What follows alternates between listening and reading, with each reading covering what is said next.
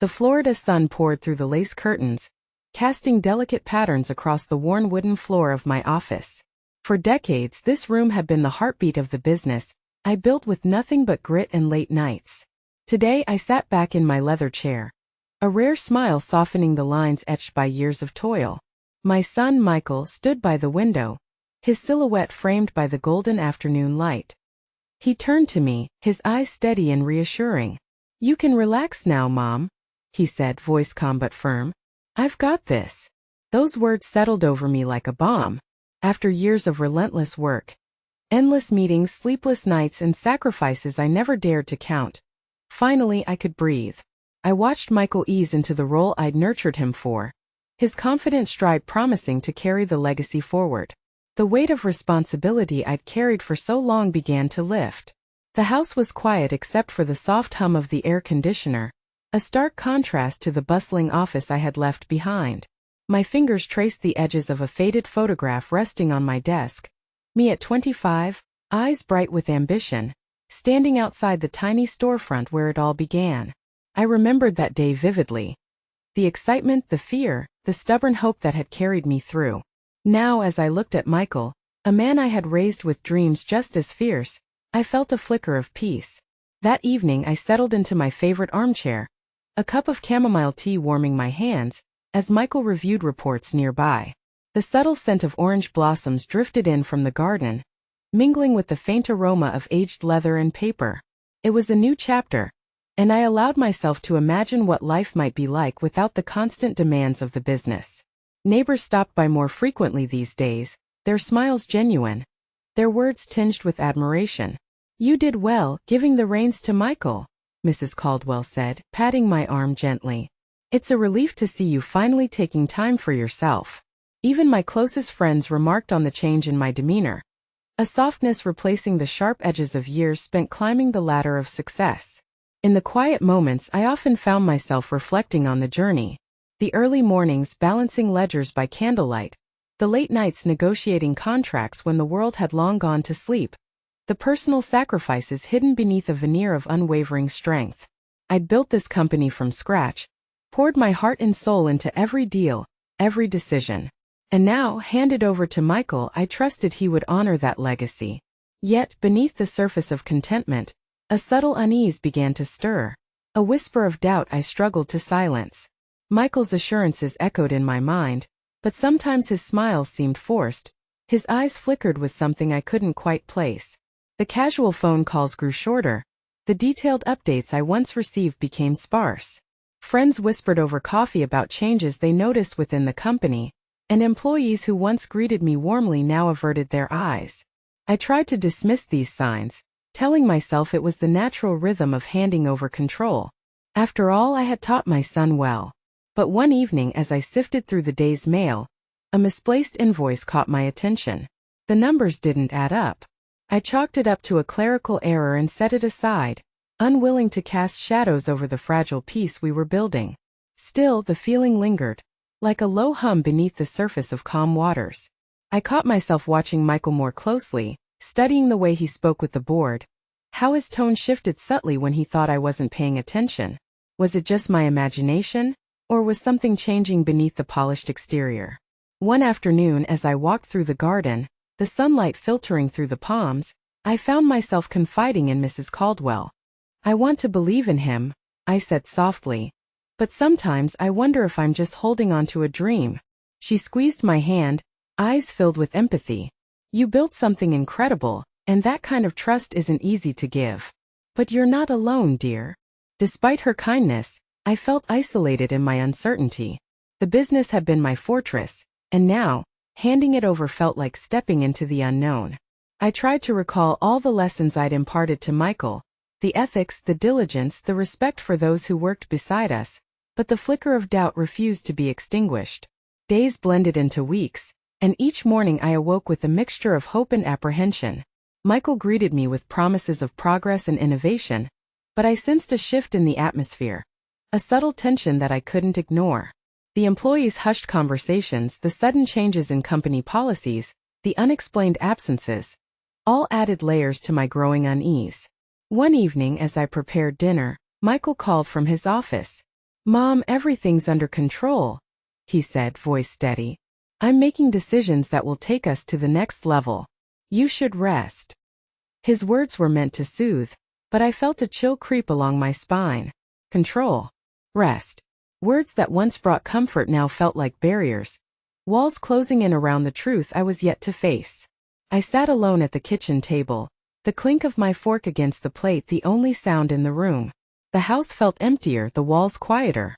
I thought about the years I'd poured into this company, the legacy I'd hoped to pass on intact. Was I simply a bystander now, watching from the sidelines as the foundation I'd built shifted beneath my feet? That night I lay awake, staring at the ceiling, memories swirling like autumn leaves caught in a restless wind. The sacrifices, the triumphs, the countless moments of doubt I had conquered, all seemed to converge into one painful question. Had I placed my trust too easily? As dawn broke, casting a pale glow over the garden, I resolved to stay vigilant. To watch, to listen, and to protect the legacy that was more than just a business. It was my life's work, my identity. For now, I would hold on to Michael's words. You can relax now. But deep inside, I knew this was only the beginning of a journey I had yet to fully understand. Weeks slipped by like shadows lengthening at dusk, and the unease I'd felt began to settle heavier in my chest. The once vibrant hum of the company was now a muted drone punctuated by whispered rumors and furtive glances.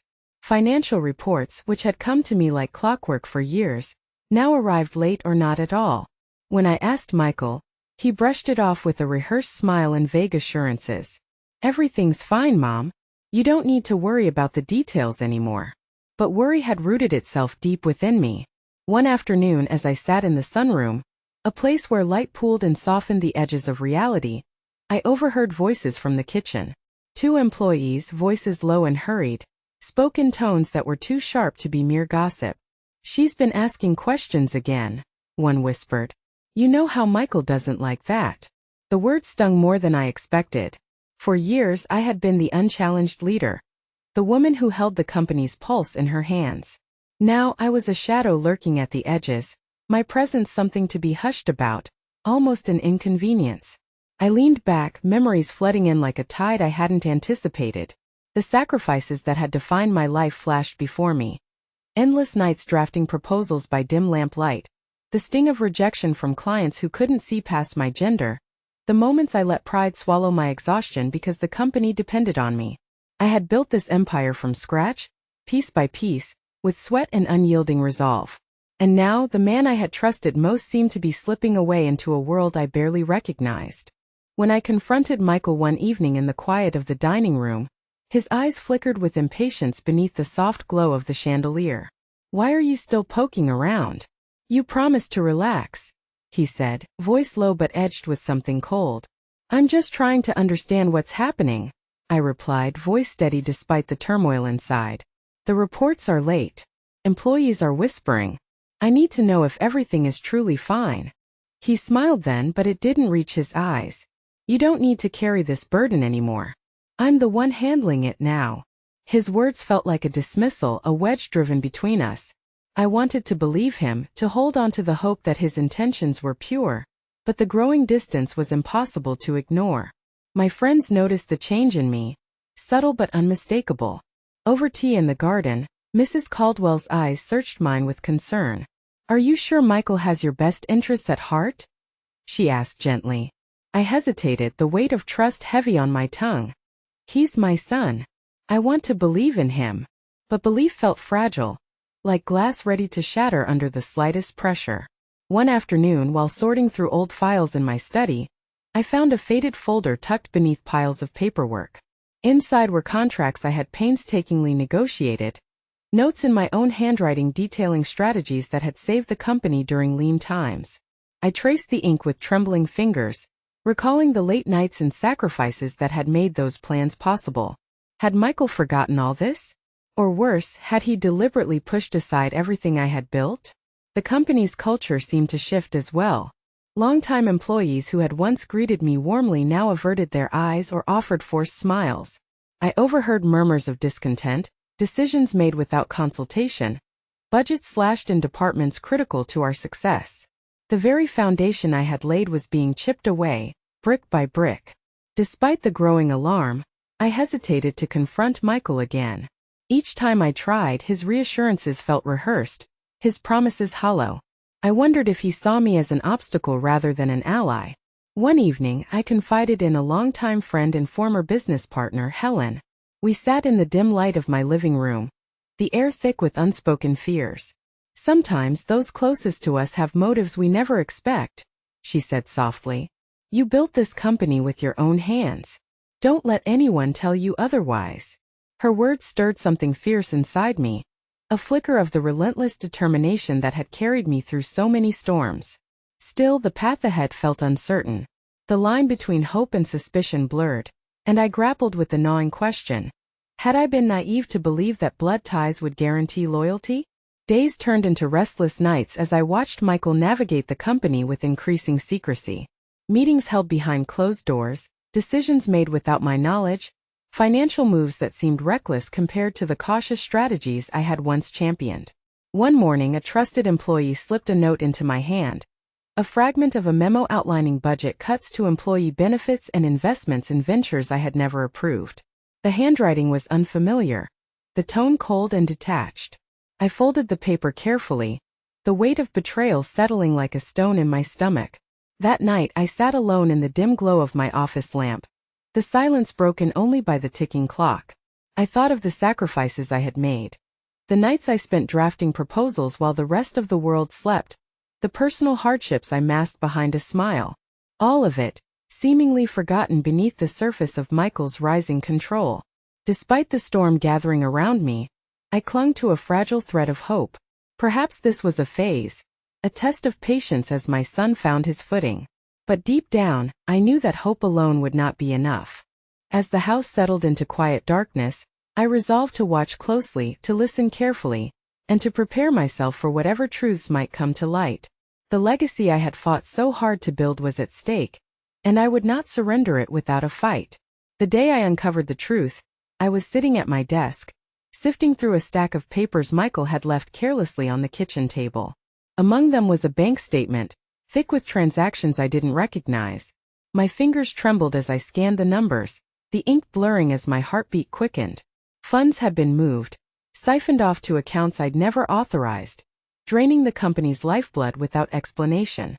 I folded the statement carefully, trying to steady my breath. The house was quiet, but inside me a storm was raging. How long had this been going on? How much damage had been done before I even noticed? When Michael returned that evening, I was waiting in the living room, the statement pressed between my hands. His casual smile faltered when he saw the look in my eyes. "Michael," I began, voice steady despite the turmoil inside. "I found these. Can you explain these transfers? Why were these funds moved without my approval?" He shrugged, a mask of indifference settling over his features. "Mom, you need to trust me. I'm handling things in a way that will benefit us all in the long run. You should just relax and enjoy your retirement."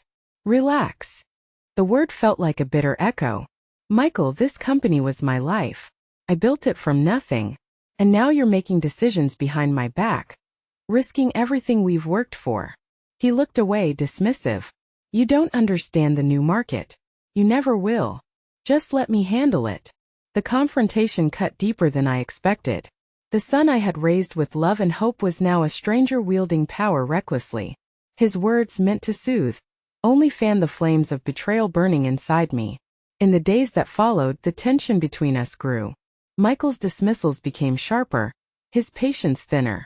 He brushed off my concerns, even as I uncovered more evidence of mismanagement. Contracts signed without my knowledge, employees laid off without warning, crucial investments abandoned. I felt my world unraveling, the foundation I'd laid crumbling beneath the weight of neglect and deceit. The heartbreak was suffocating, a heavy cloak I could not shed.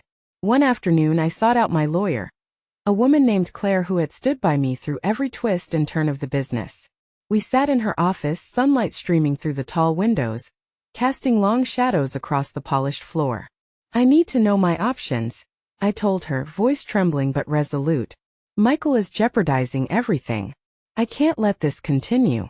Claire nodded, her expression serious. "We'll start by auditing the company's finances and reviewing all recent contracts. If there's evidence of wrongdoing, we can take legal action to protect your interests. The road ahead loomed daunting, but for the first time in weeks, I felt a spark of control returning. Back at home, the emotional battle was just as fierce. Michael's casual cruelty stung worse than any legal threat. He questioned my mental state, insinuating that I was becoming a burden, a relic of a past era unable to grasp the complexities of modern business. One evening, as I sat in the dim light of the dining room, he said coldly, "Maybe it's time you stopped meddling. You're just making things harder for everyone." The words shattered me, but I refused to crumble. I had spent a lifetime fighting for my place in a world that often tried to erase women like me. I would not be sidelined now. I began gathering every piece of evidence I could find, letters, emails, financial records, to build a case strong enough to reclaim control. I reached out to old allies within the company, employees who still believed in me, who whispered their support in hushed tones. Their loyalty was a balm to my wounded spirit, a reminder that I was not alone. As the legal battle took shape, the emotional toll weighed heavily. I wrestled with the love I still held for my son, and the reality of his betrayal. The line between family and business blurred, each confrontation tearing at the fabric of our relationship. One morning, I received a call from a handwriting expert I had hired to analyze documents Michael claimed he had signed. The results confirmed my suspicions. Some signatures were forged, contracts manipulated. The confirmation was both a victory and a curse. The path to justice was clear, but the depth of deception cut deeper than I ever imagined. Throughout it all, I held on to the memories of the early days, the long nights drafting proposals, the sacrifices made in silence, the dreams I had for the future. Those memories fueled my resolve, reminding me that I was more than a victim. I was a woman who had built an empire from the ground up, and I would fight to protect it. One evening, as I sat alone in the study, a letter arrived from Michael. The words were laced with bitterness and warning, accusing me of tearing the family apart and questioning my motives. I folded the letter slowly, the pain sharp but familiar. In that moment, I realized the battle was no longer just for the company. It was for my dignity, my legacy, and my very identity. I would not back down. Not now, not ever. The fight had only just begun. The morning sunlight filtered through the blinds, casting stripes across the scattered papers on my desk. The quiet hum of the city outside was a distant reminder of a world moving on without me, but I was far from idle. The battle for my company, and my dignity, had taken on a new urgency. I was no longer the passive bystander I had been forced to become. I was ready to reclaim what was rightfully mine. With Claire's guidance, I assembled a team of trusted legal experts and financial advisors. Each person I brought in was someone who had seen the company before Michael took control, seasoned professionals who remembered the foundation I had built and the principles I had upheld. Their presence was a balm, a reminder that I was not alone in this fight. We began by diving deep into the company's records, peeling back layers of transactions and contracts to reveal the full extent of the damage. It was painstaking work, each discovery a fresh wound but necessary.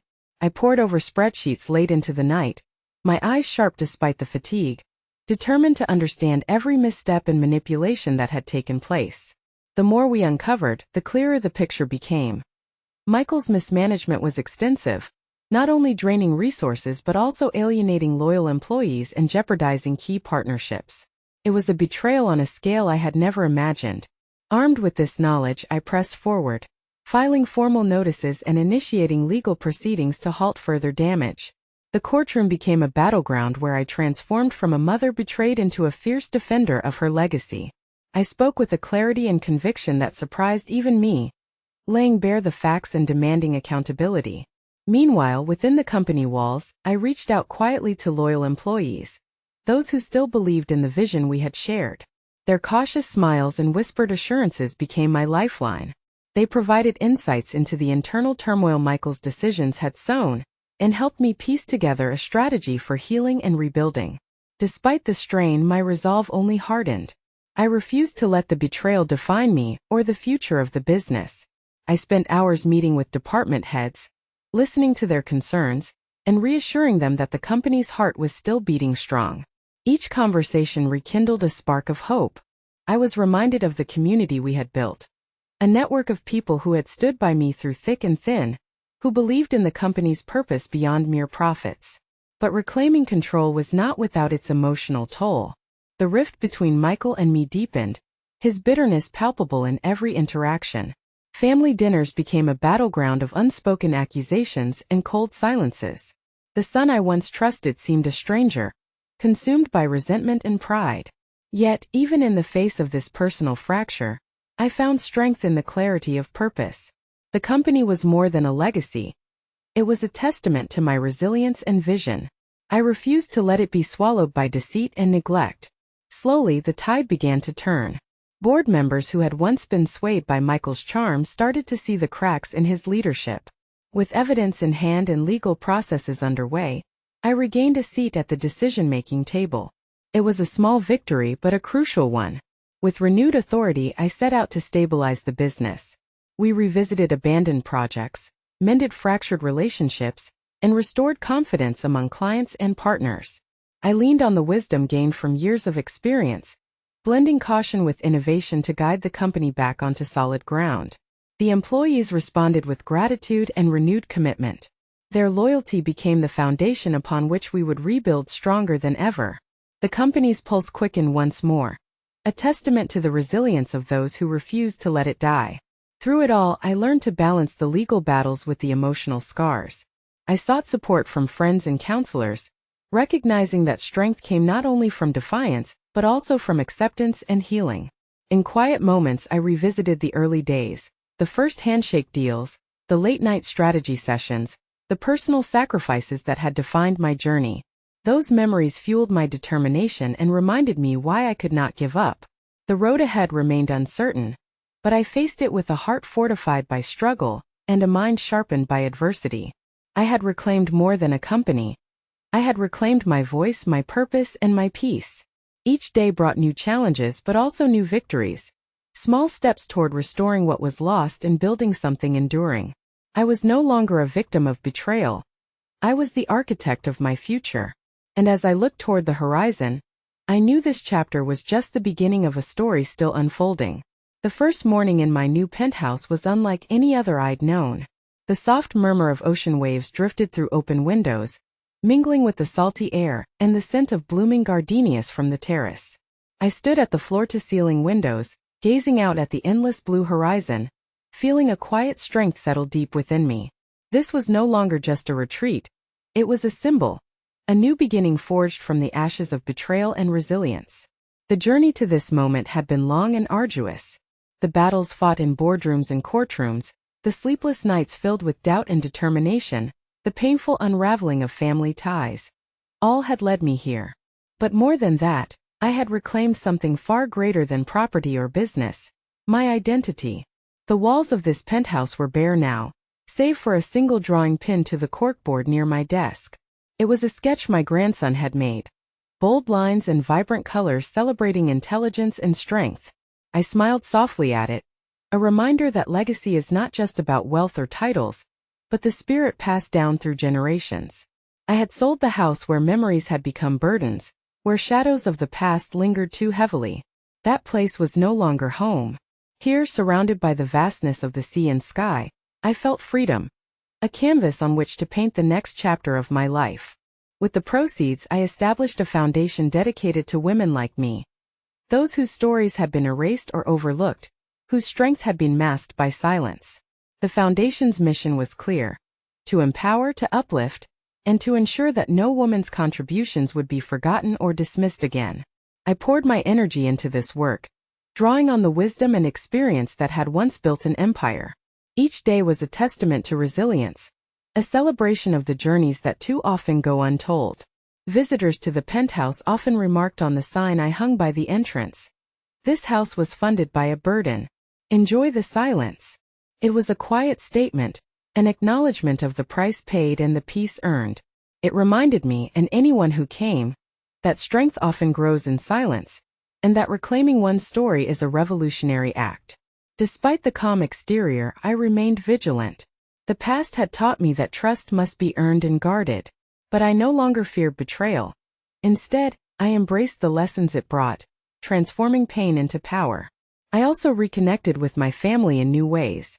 The wounds inflicted by Michael's actions were deep, but time and honesty began to mend some fractures. My grandson and granddaughter, once caught in the middle, found renewed respect for the woman who had fought tirelessly, not just for an inheritance, but for dignity and truth. I became a mentor to other women entrepreneurs, sharing my story as a beacon of hope and caution. In conferences and workshops, I spoke candidly about the challenges of legacy, trust, and resilience. My words resonated with those who had faced similar battles, inspiring a community bound by shared strength. Sometimes, late at night, I would sit by the window watching the sea reflect the moon's glow, and think about the path that had brought me here. The losses, the betrayals, the victories, they were threads woven into the tapestry of my life. I realized that my story was far from over. It was a living, breathing testament to the power of reclaiming one's destiny. In this new chapter, I was no longer defined solely by my roles as mother or wife. I was a creator, a survivor, the architect of a legacy that no one could erase. The battles I had fought had forged a woman who refused to be silenced, who dared to rewrite the ending on her own terms. This penthouse was more than a home. It was a sanctuary of strength, a monument to the journey from invisibility to power. Here I embraced the silence, knowing it was filled with the echoes of a story reclaimed and a future reclaimed. And as the sun rose over the sea each morning, I stood ready, not just to face the day, but to inspire others to find their own voices, to honor their own stories, and to never underestimate the strength born from standing tall when betrayed.